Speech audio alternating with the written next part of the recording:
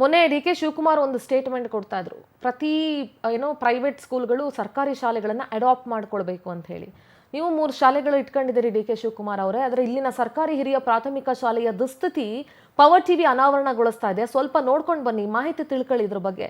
ಶಿಥಿಲಾವಸ್ಥೆಯ ಶಾಲೆಯಲ್ಲಿ ಪಾಠ ಮಾಡ್ತಾ ಇರೋದ್ರಿಂದ ಮಕ್ಕಳ ಜೀವದ ಜೊತೆ ಚೆಲ್ಲಾಟ.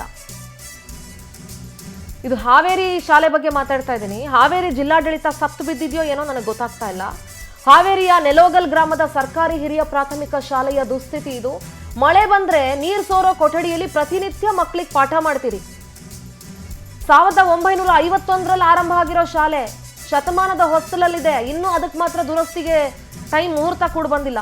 174 ಮಕ್ಕಳಿದಾರ್ರಿ, 1-2 ಅಲ್ಲ, 10-20 ಮಕ್ಕಳಲ್ಲ, 174 ಮಂದಿ ಮಕ್ಕಳಿರೋ ಶಾಲೆಯಲ್ಲಿ ಮೂಲ ಸೌಕರ್ಯ ಇಲ್ಲ. ಹಲವು ವರ್ಷಗಳಿಂದ 2 ಹಂಚಿನ ಕೊಠಡಿ ಶಿಥಿಲಗೊಂಡಿದೆ. ಕೊಳೆತು ಹೋಗಿದ್ದಾವೆ ಚಾವಣಿ ಕಟ್ಟಿಗೆಗಳೆಲ್ಲವೂ ಕೂಡ, ಒಡೆದು ಹೋಗಿದ್ದಾವೆ ಹೆಂಚುಗಳು. ಮಳೆಯಾದ್ರೆ ಮಕ್ಕಳನ್ನ ಒಂದೇ ಕಡೆ ಕೂರಿಸ್ಕೊಂಡು ಪಾಠ ಮಾಡಬೇಕು. 9 ಕೊಠಡಿಗಳಿದ್ರು, ಅದರಲ್ಲಿ 4 ಕೊಠಡಿಗಳು ಸಂಪೂರ್ಣ ಶಿಥಿಲಗೊಂಡಿದ್ದಾವೆ.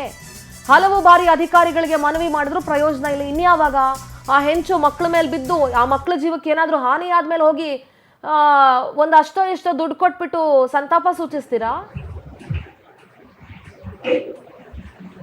ಅಬೌಟ್ ವಾಟ್ ಟೆಕ್ನಾಲಜಿ ನೀವು ಮಾತಾಡ್ತೀರಿ? ಯಾವ ಗವರ್ನೆನ್ಸ್ ಬಗ್ಗೆ ಮಾತಾಡ್ತೀರಿ? ಬೇಸಿಕ್ ಎಜುಕೇಶನ್, ಎಜುಕೇಶನ್ ಕೊಡುವಂತ ಸಂಸ್ಥೆಗಳು ಹೆಂಗಿದಾವೆ? ಸರ್ಕಾರಿ ಶಾಲೆಗಳು ಯಾವ ಗತಿಲಿದ್ದಾವೆ? ಯಾವ ಸರ್ಕಾರಗಳು ಬಂದ್ರು ಸರ್ಕಾರಿ ಶಾಲೆಗಳ ಪರಿಸ್ಥಿತಿಯನ್ನ ಸರಿ ಮಾಡಕ್ಕಾಗಿಲ್ಲ ಅಂದ್ರೆ ಅದು ಇಚ್ಛಾಶಕ್ತಿಯ ಕೊರತೆ ರೀ. ಪ್ರೈವೇಟ್ ಶಾಲೆಗಳಿಗೆ ನೀವು ಮಾಡುವಷ್ಟು ಸಪೋರ್ಟು ಸರ್ಕಾರಿ ಶಾಲೆಗಳಿಗೆ ಯಾಕೆ ಮಾಡಲ್ಲ ನೀವು? ಪುಟ್ಟು ಮಕ್ಕಳು ಜೀವ ಕೈಯಲ್ಲಿ ಇಟ್ಕೊಂಡು ಪಾಠ ಕೇಳ್ತವೆ. ಬಡವ್ರ ಮನೆ ಮಕ್ಕಳು ದೂರ ಹೋಗಕ್ಕಾಗಲ್ಲ, ಶಾಲೆ ಕಳಿಸ್ತೆ ಮನೇಲಿ ಕೂರ್ಸಕ್ಕಾಗಲ್ಲ. ನಾಚಿಗೇಡಲ್ವಾ?